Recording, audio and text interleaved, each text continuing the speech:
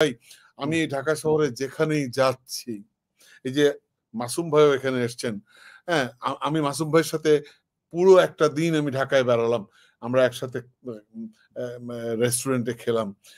মানুষ এসে মানে মানে কৃতজ্ঞতা জানাচ্ছে ম্যাম। আপনি মানে এই অনুভূতি আপনি কল্পনা করতে পারবেন না।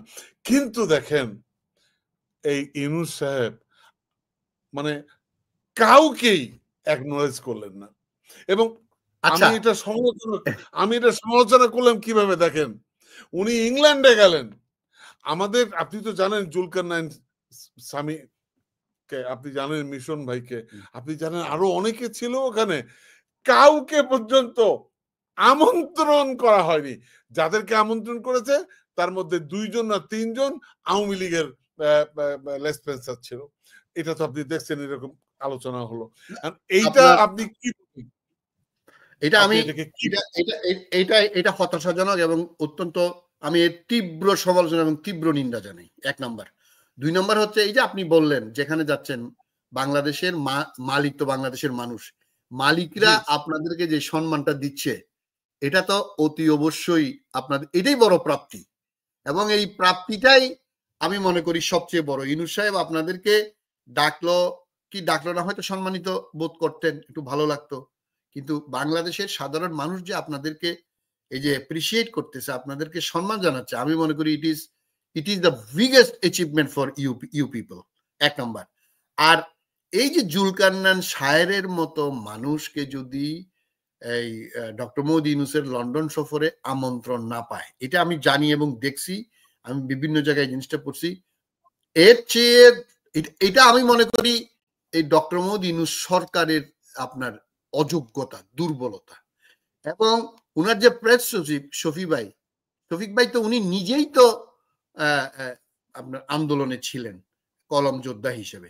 আজকে তিনি ইংল্যান্ডে শুধু না, আমি মনে করি বাংলাদেশের বিদেশে যারা কর্মকাণ্ড করছেন, আল জাজিরার রিপোর্ট শুধু না, উনার যে রিপোর্ট, মিস্টার জুলকারনাইন সাহের স্বামী আমাদের প্রিয়, এই মানুষটার যে অবদান এজ এ জার্নালিস্ট, কল্পনা করা যায়, আমি মনে করি নাম্বার ওয়ান। এবং তাকে আমন্ত্রণ না জানানো, এটা প্রেস ব্রিফিং এ বা তার সাথে দেখা করার জন্য উনাকে ডেকে না কেন ভাই, ডেকে এক কাপ চা তো খেতে পারতো। মানে ওইটাও কি আমাকে মানে প্রফেসর ইউনূসকে কেউ বোঝানোর, কেউ বলে দেওয়ার লোক নাই? তার ডানে বাঁয়ে এই যে চাপরাশির মতো ঘোরাঘুরি করে যারা, এই চাপরাশিগুলো কি বলতে পারে না? ওই যে উনার আশেপাশের লোকগুলার যে উনি তীব্র সমালোচনা করে, তাদের যে ভুল ত্রুটি ধরাই দিচ্ছে, উনি তো উইদাউট এভিডেন্স কোনো কথা বলেন না। উনার কাছে তো মাশাআল্লাহ অত্যন্ত অথেন্টিক ইনফরমেশন উইথ এভিডেন্স থাকে। এই যে এদের নিয়ে যে উনি যেসব রিপোর্ট করতেছেন, এই রিপোর্ট তাদের গায়ে লাগতেছে। এখন উনারা সাংবাদিক হয়ে, উনারা এই যে প্রেস উইং এ যারা আছেন, আমি এখানে একটু থামাই আপনাকে, গায়ে লাগতেছে। আমরা কি বলে, শেখ হাসিনা যখন ক্ষমতায়, তার যখন ফ্যাসিজম চলছে, আমরা যখন রিপোর্ট করছি, জুলকারনাইন সাহেব যখন বিভিন্ন তথ্য ফাঁস করছে, তখন তো তাদের গায়ে লাগতো। তারা তো বিভিন্ন রকম ভাবে আমাদের পরিবারের উপর আক্রমণ করেছে। তার জুলকারনাইন সাহেবের স্বামীর ভাইকে কে বলে পিটিয়েছে, ঠিক আছে? তো এখন আমার বোনের বাসায় যে বোনকে প্রতিদিন থানায় নিয়ে যে বসায় রাখতো জয়নাল ভাই, এনএসআই অফিস নিয়ে যে বসায় রাখতো। অনেকগুলো মামলা হয়েছে তো আপনার বিরুদ্ধে, আপনার আমার বিরুদ্ধে মামলা একটাও তোলা হয়নি। তো এখন প্রশ্ন হচ্ছে যে আপনি যদি এখন সব ক্যাডিট বলেন যে এক করে আমাদের ইউনূস সাহেব একদম সাংঘাতিক দুধে ধোয়া হচ্ছে, না রে ভাই, কোথায় দুধে ধোয়া? আপনি বলেন, আপনি এই স্বামীর ব্যাপারটা আমি বললাম। এখন এরকম প্রশ্নগুলো আসছে তো, এই ভাই এদেরকে অনেকে এখন বলছে আজকে একটা অনুষ্ঠানে, আপনি কল্পনা করেন, আজকের এক অনুষ্ঠানে এক কে বলে আপনার কি বলবো এটাকে, এটাকে বলবো হচ্ছে যে এক শহীদের মা সে কমপ্লেইন করেছে যে আমাদের ফোন এখন আর কেউ ধরে না। সার্জিস, হাসনাত এরা কেউ, দেখেন আমি এটা করতে চাইনি, আমি শুধু দেখাচ্ছি, বলছে আমার দেশে ছাপছে এটা ফটো কার্ড, সার্জিস হাসনাতকে 100 বার কল দিলেও রিসিভ করে না। শাহিদের মায়ের অভিযোগ। এইটা বাস্তবতা। আমি ঢাকাতে আছি তো আমি বলছি এটা সত্য কথা, এইটাই বাস্তবতা। আপনি এই যে নাম ধরলেন সার্জিস, এদেরকে এরা আন্দোলনে ছিল, এরা আবার ছাত্রলীগও করছে, এরা আবার কেউ ছাত্র শিবির করছে, এরা আন্দোলনে ছিল, এরা আন্দোলনের সামনের কাতারে ছিল। তাদেরকে পরবর্তীতে পিছনের থেকে জাতীয়তাবাদী ছাত্র দল বলেন, শিবির বলেন, বিএনপি বলেন, জামাত বলেন, আমাদের বামপন্থী সংগঠন, ডানপন্থী সংগঠন সবাই মিলে তাদেরকে সহযোগিতা করে হাসিনার পতন ঘটিয়েছে। কিন্তু ভুলটা করছে আমাদের ডক্টর মোহাম্মদ ইউনূস সাহেব, যেটা একটু আগে বললাম, উনি একজনকে বানাইছে আর্কিটেক্ট এবং তাদেরকে বানাইছে উনার appointing authority. That was A blunder he did. Exactly. এবং এই ব্লান্ডারের কারণে তারা মাথার উপর উঠে গেছে। এবং এরা কিন্তু মানে আমি তাদের প্রতি আমার অনেক বেশি আশা, আমার মনে হয় অন্য যে কোনো মানুষের চেয়ে বেশি আশা আমার ছিল। কিন্তু আনফরচুনেটলি তারা কল্পনা করবেন না, আমরা প্রথম 2 মাস 3 মাস ভাই বিশ্বাস করবেন না, আল্লাহর কসম করে বলছি, কেউ যদি এদের বিরুদ্ধে কিছু বলতো আমার গায়ে এসে লাগতো, আমার গায়ে এসে লাগতো ভাই। আপনি তো তখন অসুস্থ, জি, আমাদের গায়ে এসে লাগতো ভাই, কাউকে কিছু বলতে দিতাম না। সার্জিস, হাসনাত, নো, আমি বারবার বলেছি যে এদের কারণে বাংলাদেশে আসতে পেরেছি ভাই, আশাই ছেড়ে দিয়েছিলাম হয়তো জীবনও কোনোদিন বাংলাদেশে যেতে পারবো না। আমি তো এটা স্বীকার করি, আমি তো মানে নেমো খারাম না, আমি তো মুনাফেক না, যেহেতু আমি মুনাফেক না আমি তো অস্বীকার করব না।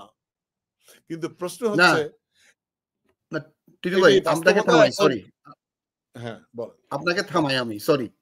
এই যে আপনি বললেন এদের জন্য আপনি আসতে পারছেন, এরা কারা? এরা হচ্ছে 10 লাখ মনে করেন। আমি যদি 10 লাখ ছাত্র ধরি এবং ঢাকায় যদি 2-3 লাখ ছাত্র ধরি, তাদের মধ্যে এরা 5-10 জন আছে, তারা তাদের ধরেন একটা অংশের নেতৃত্ব। কিন্তু এর বাইরে যে লক্ষ লক্ষ ছাত্র, এদেরকে তো আমরা চিনি না, জানি না, তাদেরকে আমরা এই যে আর্কিটেক্ট বানাইলাম, এই যে তারা মন্ত্রী করলাম, উপদেষ্টা করলাম, এখন এনসিপি করছে। দুর্ভাগ্যজনক হলেও সত্য, আমি যদি রাজনীতি একটু বুঝে থাকি, আমার ক্ষুদ্রতম জ্ঞানে আমি মনে করি টিটু ভাই এরা হারাই যাবে বিকজ অফ দেয়ার কর্মকাণ্ড।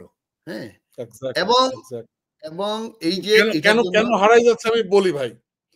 এখন এখানে যা শুনতেছি সবাই তাদেরকে তদবিরবাজ বলছে। এনসিপি তো ভাই খুব আশা করেছিলাম এদের উপরে, বিশ্বাস করেন, আপনি নিজেও জানেন এদেরকে ফোন করে বহু অনুরোধ করেছি যে তোমরা রাজনৈতিক দল এই মুহূর্তে করো না, তোমরা প্রেসার গ্রুপ হিসেবে কাজ করো, রাজনৈতিক দল পরে যে করো। এরা শুনে নাই। এরা শুনেছে যাদের কথা তারা শুনেছে, তাদের কথা শুনে তারা এখন গর্তে পড়ছে। না, এই যে আপনি যে কথাগুলো বললেন, এটা খুবই, আমি তো এমনও আশা করছিলাম বাংলাদেশে আওয়ামী লীগের ডিপার্চারের পরে বিএনপি তো একটা প্রধান রাজনৈতিক দল, জামাতে ইসলামী যদি আপনি হিসাব করেন সবসময় একটা কর্নারের রাজনৈতিক দল। আরেকটা রাজনৈতিক দলের emergence of a political party কখন দরকার? যখন এটা ভ্যাকুয়াম হয়।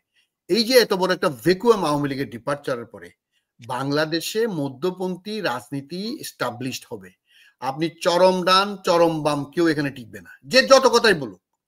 সেখানে এনসিপি বা এই জাতীয় রাজনৈতিক দল, যদি তারা, একটা রাজনৈতিক দল তো টিটু ভাই একদিন, 1 মাস 2 বছরে হবে না, 5, 10, 20। আজকে বিএনপির মতো রাজনৈতিক দল আজকে 46-47 বছরে আইসা এই জায়গায় উঠছে, তাই না? তো এখন যদি এনসিপি যদি রাতারাতি এই যে ধরেন এনসিপি এমন কথা বলে মনে হয় জানি সে বিএনপির চ্যালেঞ্জ দিবে, আচ্ছা তুই বিএনপির কেমনে চ্যালেঞ্জ দিবি? মানে এটা মিনিমাম জামাত ইসলামী তো বিএনপি কে চ্যালেঞ্জ দেওয়ার মতো ক্ষমতা এখনো তাদের এখনো হয় নাই, বহুত সময় লাগবে। এনসিপি যদি এইভাবে কথা বলে তাহলে তো তারা হারিয়ে যাবে, খুবই স্বাভাবিক। আপনাকে তো প্যারালালি রাজনীতি করতে হবে, এই বুদ্ধি যদি তাদেরকে কেউ না দেয়। এবং তারা এই যে আপনি বললেন তদবির, এই যে এই আসিফ ছেলেটা ম্যাগাজিন লয়ে চলে যাচ্ছে, তার এত প্রোটেকশন দরকার কি? সে এত অস্ত্র তার দরকার, এখন টাকা দরকার, অস্ত্র দরকার। তোমাদের অনেকে বলছেন যে তার এখন কামান দরকার, তার যে নিরাপত্তা তার জন্য কামান দরকার। তাহলে আমি বলি যে কামান, তাহলে কামান দলে আমি বলছি যে তাহলে সার্জিস হাসনাত ওরা তো ঘোরাঘুরি করছে, ওদের পিছনে সামনে এবং পিছনে ট্যাঙ্ক দরকার। আমি বলছি আমার আমি বলছি আমার জন্য AK-47 দরকার। আচ্ছা আমি খোঁজ নিয়ে জানছি ইউনূস সাহেব এই নিজের কোনো উনার অস্ত্র আজ পর্যন্ত নাই, তাই ইউনূস সাহেবের ব্যক্তিগত অস্ত্র দরকার নাই, কিন্তু সার্জিস, আসিফ, হাসনাত, নাহিদ এদেরকে এখন দরকার হয়ে গেছে। তো আসলে এটা খুবই দুঃখজনক।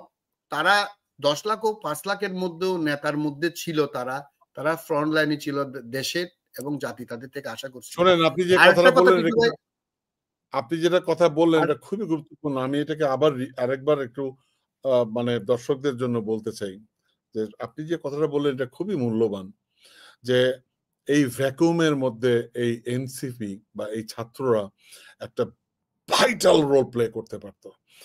বিশাল একটা ভ্যাকুম ছিল, এই ভ্যাকুমটা ওরা পূরণ করতে পারতো। দেখেন ইয়ে ভাই, জয়নাল ভাই, ওরা বলছে আমরা মধ্যপন্থী, কিন্তু একটু আগে আপনি বললেন যে ওরা চরম, একদম চরম ডানপন্থীদের সাথে ওঠা বসা, তাদের চরম ডানপন্থীরা তাদের রাজনীতিক বয়ান তৈরি করে দেয়, নিয়ন্ত্রণ করতেছে। রাইট, তাহলে ওরা কিভাবে রাজনীতি করবে আমাকে একটু বুঝায় দেন। না, এখানে আরেকটা জিনিস আছে টিটু ভাই, আপনি তো অনেক বেশি অনলাইন অ্যাক্টিভিজম আমার থেকে 1000 গুণ বেশি করেন। আমি অনলাইনে দেখতে পাচ্ছি, online is very important, vital. এখন আপনি একটা জিনিস লক্ষ্য করছেন কিনা, যে শহুরে মধ্যবিত্ত যারা আন্দোলনে থাকবে না, যারা ধরেন একটু সাহেব টাইপের, ডাক্তার, ইঞ্জিনিয়ার, আমলা, ব্যবসায়ী, হ্যাঁ, ধরেন শহুরে বা তাদের ছেলে মেয়েরা বা তারা কিন্তু আন্দোলনের কোথাও নাই। তারা কিন্তু এই যে সুপারফিশিয়াল 8, 10, 20 জনকে, মানে এই যে মানে কি বলবো, আপনি যদি বলেন মানে ওয়েলিং করতে করতে তাদেরকে, তারা মনে করতেছে এখানে বাংলাদেশের সাধারণ ছাত্র ছাত্রী, বাংলাদেশের বিএনপি বা জামাত ইসলামী কারো কোনো ভূমিকা নাই, এই ছেলেগুলাই আন্দোলন করে বাংলাদেশের স্বৈরাচার মুক্ত করছে।